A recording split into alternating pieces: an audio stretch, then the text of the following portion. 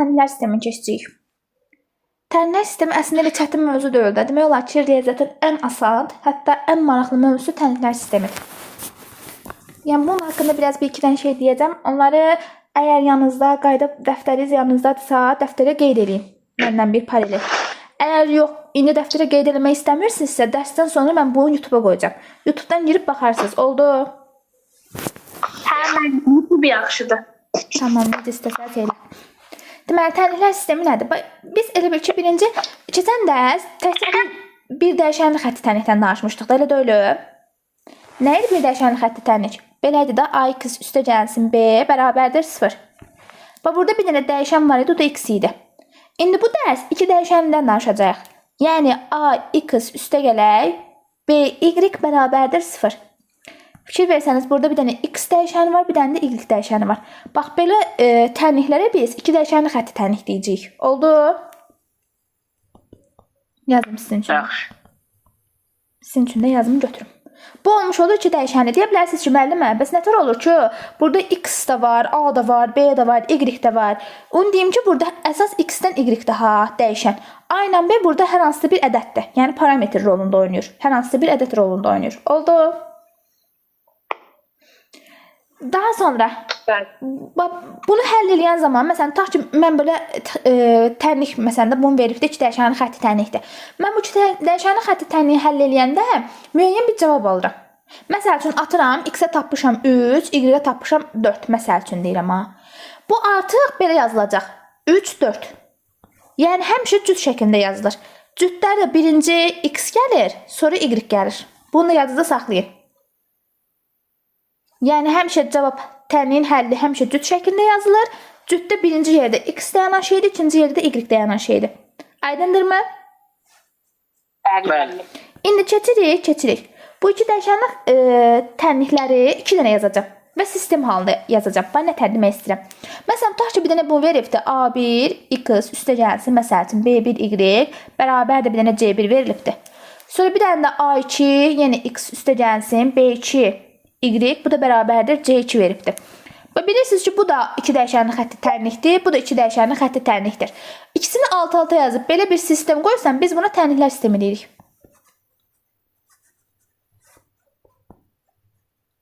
Tənliklər sistemi mahiyyətən başa düşdünüzmü? İki dənə, iki dəyişənli xətti tənliyi götürür, ümumi bir sistem şəklində yazıramsa, biz buna iki dəyişənli xətti tənliklər sistemi deyirik. Burada mütləq ki, x-lərin qiyməti eyni olmalıdır, y-lərin qiyməti də eyni olmalıdır.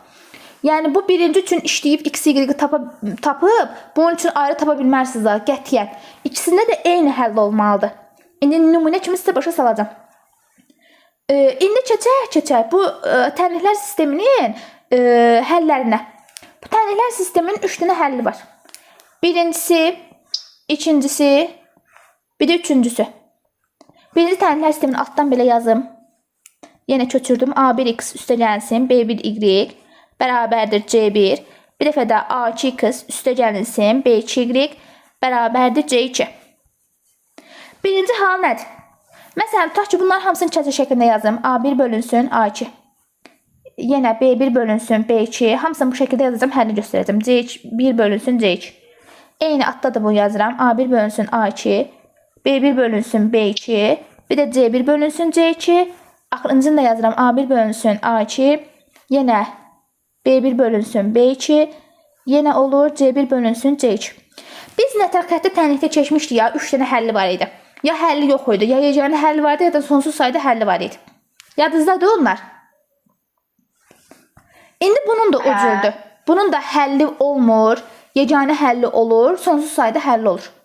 Həlli yoxdur. Birinci gəlin baxın yeganə həllinə. Yeganə həlli olanda bu axırıncı variantı olmur. Bunu silim. Bir dənə bax, bu əvvəldələr bir-birinə əgər bərabər olmursa, bunun yeganə həlli olmuş olur. Yazıram burada. Yeganə həll. Deməli, sonra keçirik həlli yoxdura.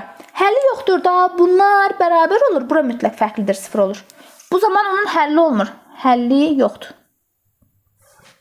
Amma sonsuz sayda olanda hamısı mütləq bir-birinə bərabər olmalıdır. Bu zaman bunun sonsuz sayda həlli olmuş olur. Sonsuz. Bunu öyrənirsiniz ha. İndi bunu bir dənə misal nümunəsindən göstərəcəm sizə. Məsəl üçün, bir dənə belə bir tənlik yazım. Məsələn, olsun 3x üstə gəlinsin 5y bərabərdir. Məsələn, nə olsun? Bərabərdir, lap olsun 20. Bir də olsun 6x üstə gəlsin 10y bərabərdir 40. Deyir ki, bu tənliklər sisteminin həllini göstərin. Həll eləyin. Nə ayırıram birinci? Qaydam nə idi? Bax, bura A birimdir mənim. Bura B birimdir. Burada C birimdir. Bura A ikimdir. Bura B ikimdir. Burada C ikimdir. Bir bölürəm. A1-i 3-ü bölürəm 6-ya. Bərabərdir qoyaq hərəkinlik. 5-i bölürəm 10-a. Yeni bərabərdir qoyuram. 20-ni bölürəm 40-a. Sonra hər tərəfini ixtisar aparıram. Bunları 3 ixtisar aparıram. Qalır 2-də 1. Bunları 5 ixtisar aparıram. Qalır yenə 2-də 1. Bunları da 20 ixtisar aparıram. Qalır yenə 2-də 1. Bunlar hamısı bir-birinə bərabər olurmu? Bəli. Deməli, bunun sonsuz sayda həlli var. Başa düşdünüz mü həllinin olub-olmadığını nətər yoxlayırıq? Bəli, müəllim. Sonra bir dənə nümunə var burada kitabınızda. Baxın, bir dənə nümunə kimi göstərim. Bax, 2x üstə gəlsin 5y bərabərdir C. Bir də belə verir. 6x çıxılsın BY, o da bərabərdir 36 olarsa, bu tənliklər sistemin verir. Deyir ki, B ilə C-nin hansı qiymətlərində bunun sonsuz sayda həlli var. Bunu tapmaq üçün nə ayırıram yenə? Tez 2-ni 6-ya bölürəm. Bərabər olmalıdır. 5-i nəyə bölürəm? Daha B yazmıram, ha. Qabağında işarə ilə bir yazıram. Mənfi B-yə bölürəm. Bunu işləyirəm. Bunu çarpaz vurub işləyirəm. 6-ın 5-ə vururam 30. Bərabərdir. 2-ni də mənfi B-yə vururam. 2B mənfi 2B. Sonra hər tərəfində bölürəm mənfi 2-yə. B-mi alıram. Mənfi 15. Deməli, B-nin mənfi 15 qiymətini də tapdıq. Sonra təzəldən yenə eyni şeylə axım bu üçüncü tərəfdə tapmalıyam. B-ni tapmışam. Hələ C-m orada durur axım mənim. Ona görə yenə 2-ni 6-ya bölürəm. Bərabər olur. C-ni də bölürəm 36-ya. Yenə bunları ixtisar yaparım. Burada 3'də 1 qalsın. Sonra bunu çarpaza vururum. C-ni 3'ə vururam. 3C. 1'i də 36'ya vururam. 36. Buradan da C-ni tapıram. 36'ı 3'ə bölürəm. Eləyir 12. Deməli, C-nin 12 qiymətində, B-nin də mənfi 15 qiymətində bu tənliyin sonsuz sayda həlli vardır. Başa düşdünüz tənliyin həllərini araşdırmağı? Bəli, müəllim. Başa düşdünüzsə lap əla. Sonra, indi mən sizə bunu belə bir şey deyim ki, ola bilsin ki, məsələn, biz həndəsən əsas anlayışlarına nə keçmişdik? Düz xəttin qarşılıqlı vəziyyətlərini keçmişdik ya. Düz xəttin qarşılıqlı hansı qarşılıqlı vəziyyətlər var idi? Üstə düşən var idi, paralel olan var idi, perpendikulyar olan var idi, bir də kəsişən var idi, elə də öyle. Hə. İndi biz bunu funksiyaya daxil edib də tapa bilərik. Yəni, demək istədiyim nədir? Məsəl üçün, tutaq ki, birinci bir dənə qrafik çəkməyi öyrədim mən sizə. Gəlin, ən gözəli odur. Mən sizə bir dənə qrafik çəkməyi öyrədirəm. Məsəl üçün, biz ümumi qrafikin belə yazılır. K2 üstə gəlsin B. Düz xəttin qrafiki budur. Y bərabərdir. K2 üstə gəlsin B. Düz xəttin, belə deyim də, funksiyasıdır. Biz bunu çəkəndə, məsəl üçün, belə bir şey veribdir. 2y üstə gəlinsin 6x bərabərdir 8. Bax, deyir ki, bunun qrafikin qurun. Bunun grafikin quranda nə ayırırıq? Bax, bura cahan diqqətlə, öz özəlliklə sən qulaq as. Bax, nə ayırırsınız? Burada 2y saxlayırsınız, bərabərdir. 8 olduğu kimi qalır. 6-ını keçirdirəm 8-in yanına çıxaq 6x olur. Sonra hər tərəfini 2-yə bölürəm, y tapıram. Təhcə fikir versəz, ifa babına gətirməyə çalışıram. Hər tərəfini 2-yə böləndə y bərabərdir. 8-i 2-yə bölürəm 4, çıxılsın. 6-ını da 2-yə bölürəm, eləyir 3x. İndi mən bunu birincisi təxmini qiymətlərlə öyrədəcəm. Daha sonra isə belə özümüz çəkmək üçün, promo ilə baxan kimi çəkməyə öyrədəcəm sizə. Bax, birinci qrafikin özünü çəkirəm, ha bura. Çəkdim koordinat. Bilirəm ki, bu mənim x oxumdur, bu da mənim y oxumdur. Sonra kənarda belə bir şey çəkirəm. Buraya y deyirəm, buraya x deyirəm. Bax, burada y-ə asılı dəyişən deyirlər, x-ə sərbəst dəyişən deyirlər.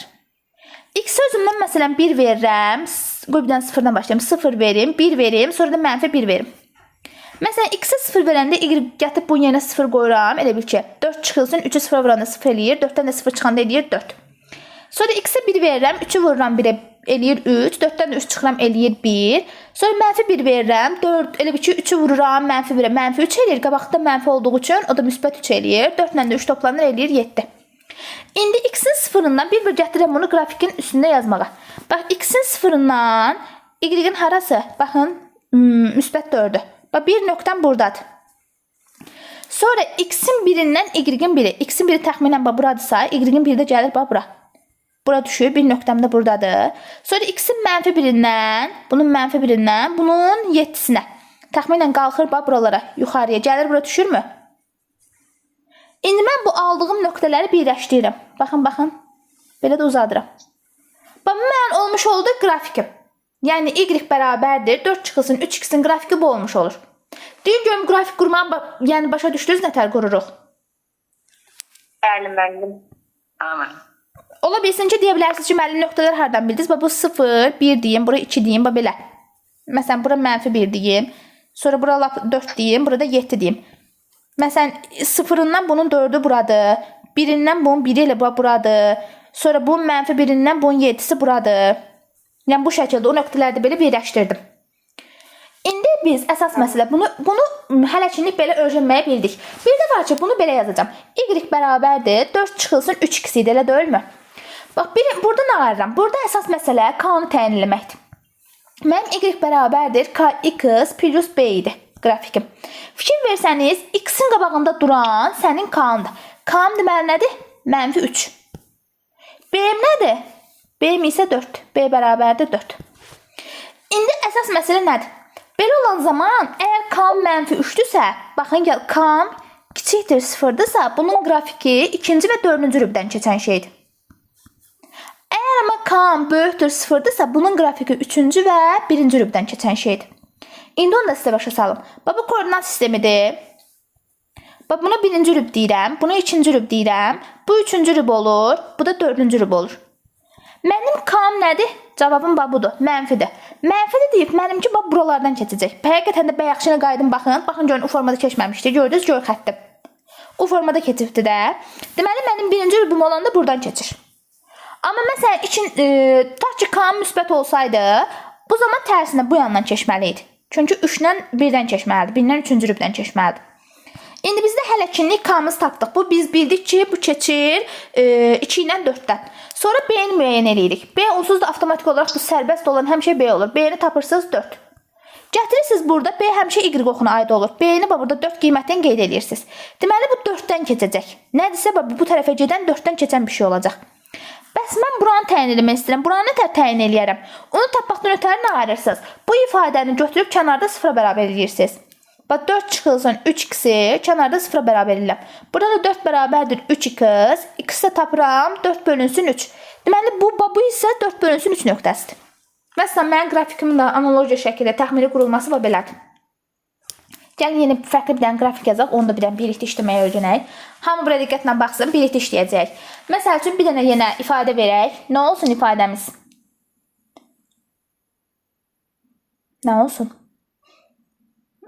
Olsun, məsəl üçün 3x çıxılsın 2y bərabərdir, məsələn, olsun 7.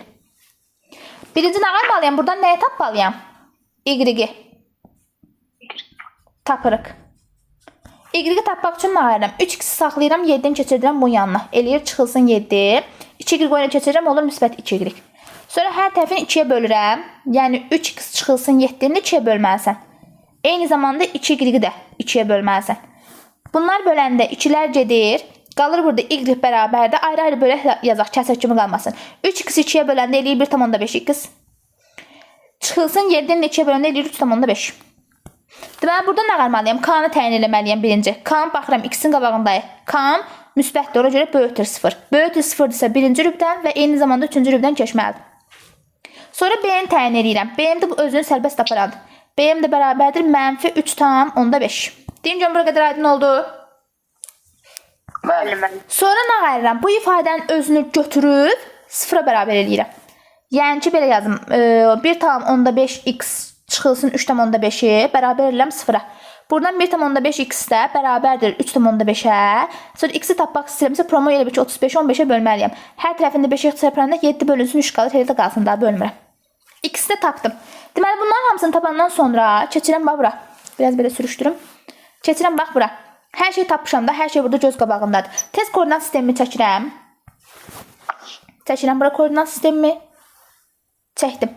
B-nin qiymətini qeyd edirəm. B demişdim sizə Y oxudu. Gəlir təxmini buralardadır. B-nin qiyməti mənfi 3,5. Y-in böyükdürsə, deməli bu yandan keçəcək. 1-dən 3-dən keçəcək qrafikim. Eyni zamanda x-i hardan kəsir? Buradan kəsir. Baxın, x müsbətdir də. Bu ki 7-nin 3-ə bölünə təxminən 2 tam neçədir? Düşür, elə buraya yazıram. 7 bölünsün 3. Deməli, mən bu nöqtələri birləşdirməliyəm. Eyni zamanda birinci və üçüncü rübdən keçməliyim. Birinci bu nöqtələri birləşdirim, sonra bunların arxasını belə uzadıram. Vəssalam. Qrafikimi qurmuş oldum. Deyin görüm, qrafik qurmaq aydın oldu mu? Bəli. Eşitmirəm səsləri. Esnat. Bəli. Aydın oldu sən qrafik qurmaq? Hə, bəli. Ayla. Hə, müəllim, aydındır. Cahan buradadır, Cahan. Bəli, başa düşdüm. Tamam. İndi gəlirik əsas məsələyə. Düz xəttin bayaqlar bunu boşuna soruşmamışdım.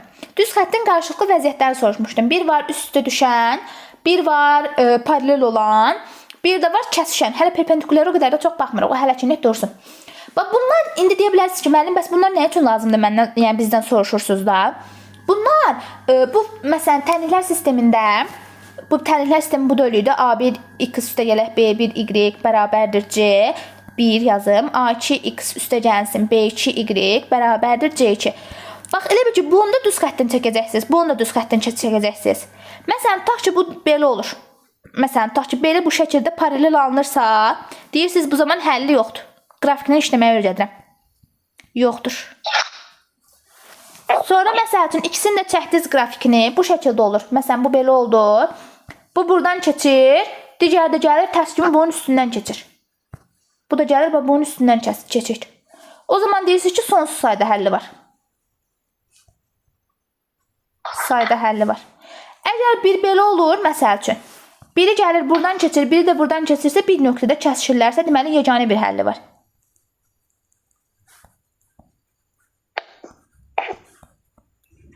Oldu uşaqlar. Bir də üstündən qeyd edib keçək. Əgər paralel olursa, həlli yoxdur. Lap burada yazım, paralel. Paralel. Əgər üst-üstə düşürsə, sonsuz sayda həlli var. Yazıram.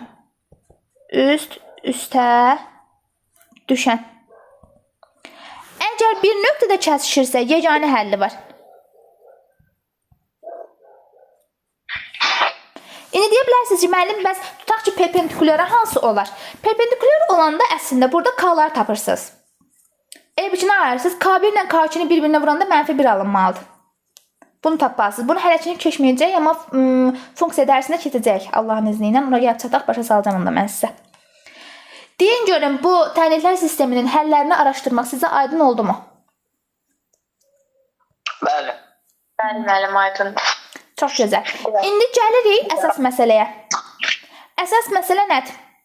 Əsas məsələ odur ki, bu tənliklər sistemini nətləri həll eləyəcəyik biz? Bu tənliklər sistemini həll eləyən zaman iki üsuldan istifadə olunur.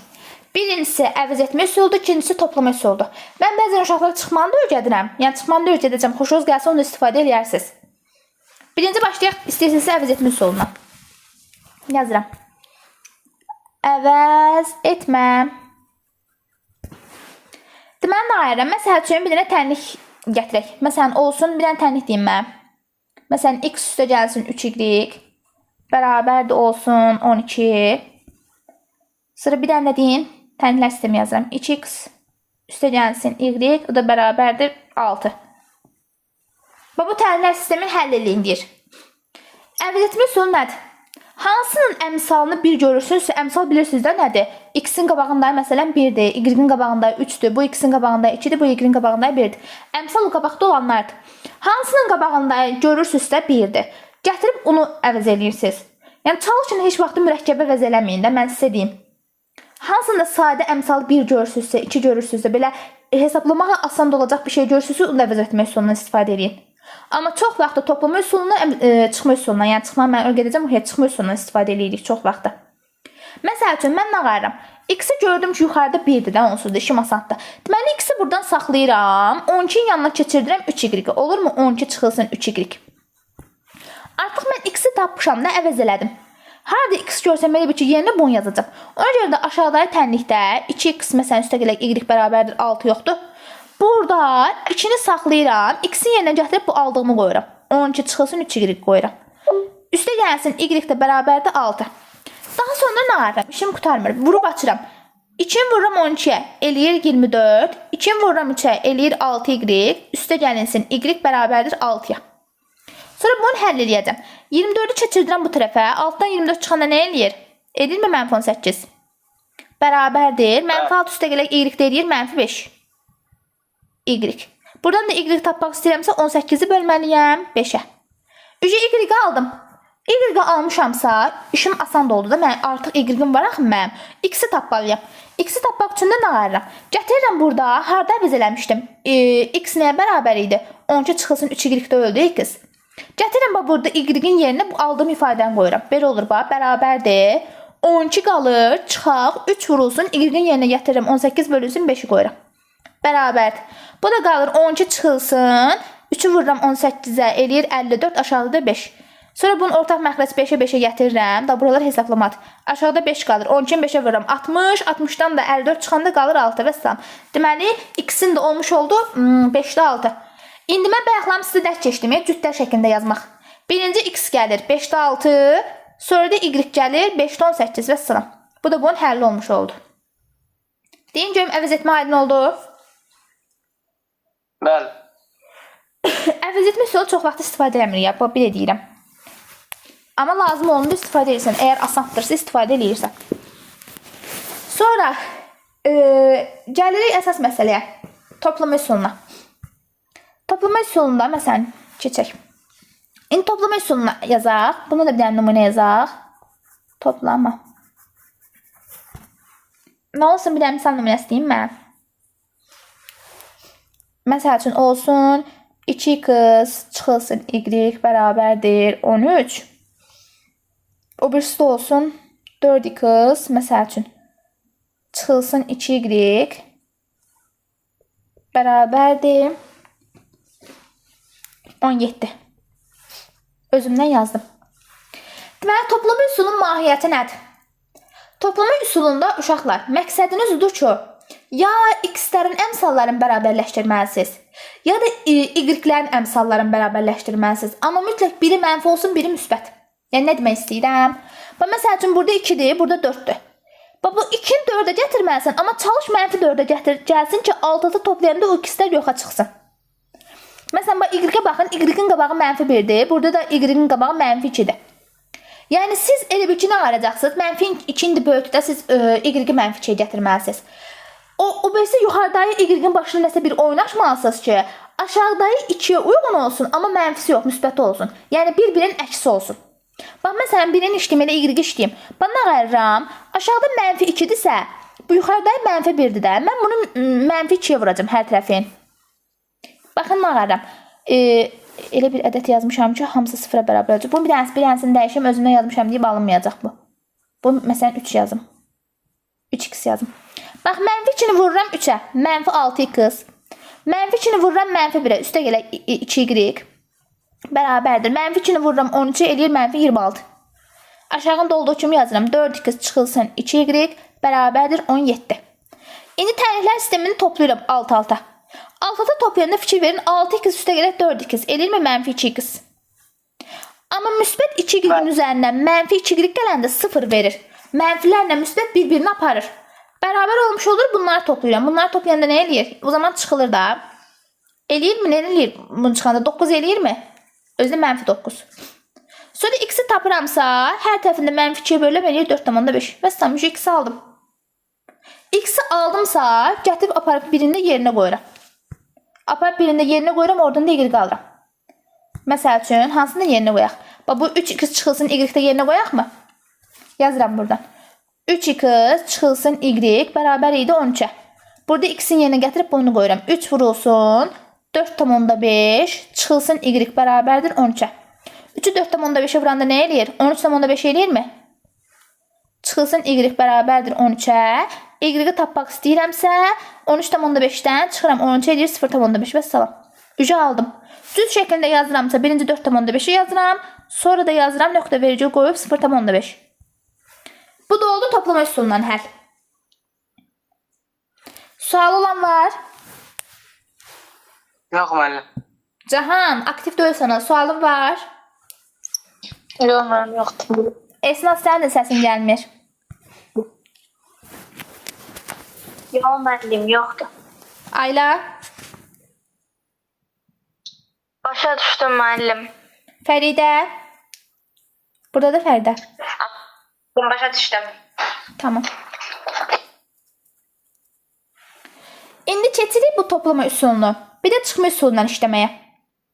Eyni misal laf götürək. Yazıram, bu çıxmanı mən öyrədirəm uşaqlara. Çıxma. Məsəl üçün 3x çıxılsın y bərabərdir 13 idi. O birisi nə ilə yadından çıxdı? 4x deyəsən çıxılsın 2y idi. Hə. O birisi də 4x çıxılsın 2y bərabərdir 17 idi. Və çıxma üsulundan ayırıram. Yenə mütləq ki, əmsalları bərabərləşdirməliyəm. Yenə bu y-ləri gətirim bərabərləşdirəm. Bunu özümdən 2-yə vururam. 2-yə vururamsa hamısını vurmalıyam da 2-yə. Elbə ki, 3x 2-yə vururam, eləyir 6x. Y-i, məsələn, 1y-dir. 2-yə vururam, eləyir 2y. Bərabərdir 13 2-yə vururam, eləyir 26. Aşağıda da 4x çıxılsın 2y bərabərdir 17.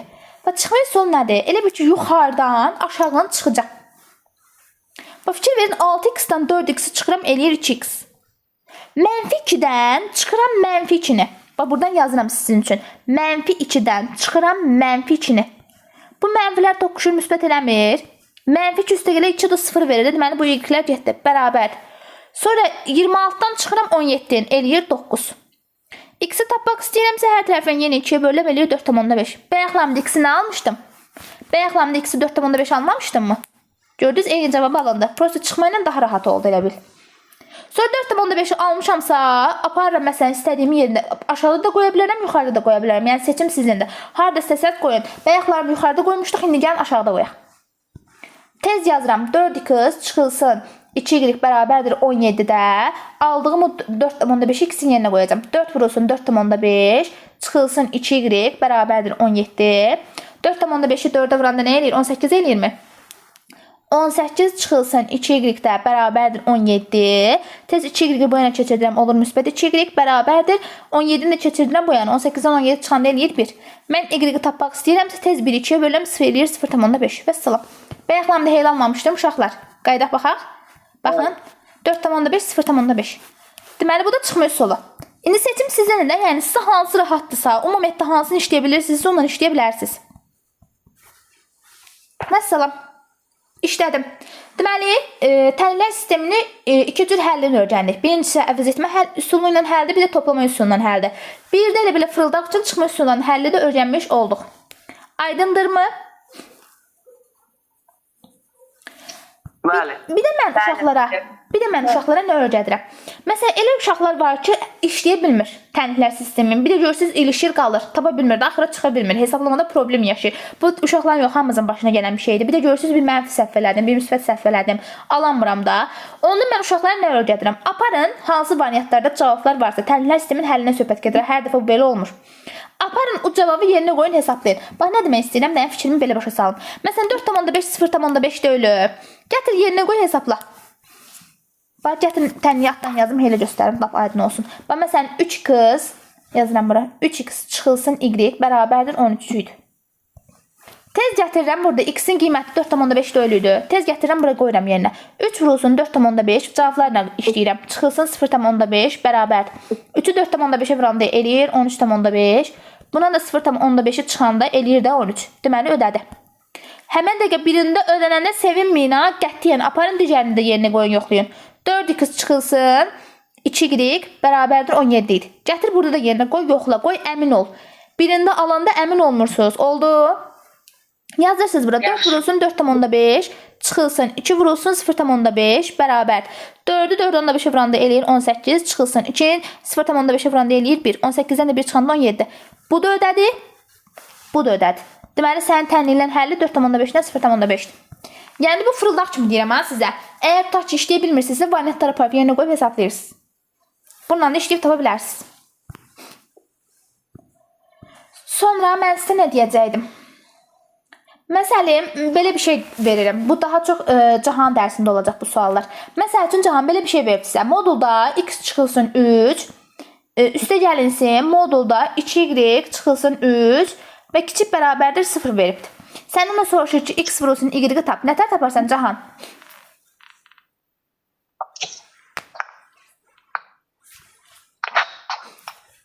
Nətər tapırdıq belə misallar uşaqlar? 0 görən kimi nə ayırdıq burada?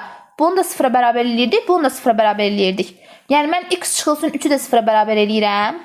Eyni zamanda 2y çıxılsın 3-ü də 0-a bərabər eləyirəm. Buradan x bərabərdir 3-ü bu yana keçirdirəm, olur müsbət 3. Burada 2y qalır, 3-ü o yana keçirdirəm, eləyir müsbət 3. Sonra hər tərəfini 2-yə bölürəm, y də bərabərdir, 3-ü 2-yə bölən eləyir 1,5. Səndən də hasilini soruşuram. 3-ü vurursan 1,5-ə. Bu da eləyir 4,5. Belə misallarda bu cür yazırıq. Oldu. Sonra nə qaldı mən sizə demədiyim?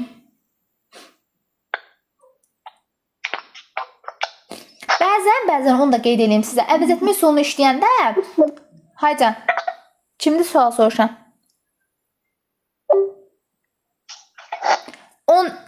Uşaqlar, bəzən biz əvəz etmə işləyəndə diskriminanta gəlir ha. Orada diskriminanta gələndə çaşbaş qalmayın. Normal diskriminant işləməyi bilirsiniz də hamımız. D-si böyükdür 0 olanda 2 dənə həll olurdu. D-si 0-a bərabər olanda 1 həll olurdu. Əslində 2 kökü var, 1 cavabı var. Sonra D-si kiçikdir 0 olanda həlli yoxdur. Əlimizi saxlayırdıq. Başqa məncə sizə demədiyim heç nə qalmadı. Kiminsə sualı var dərslə bağlı?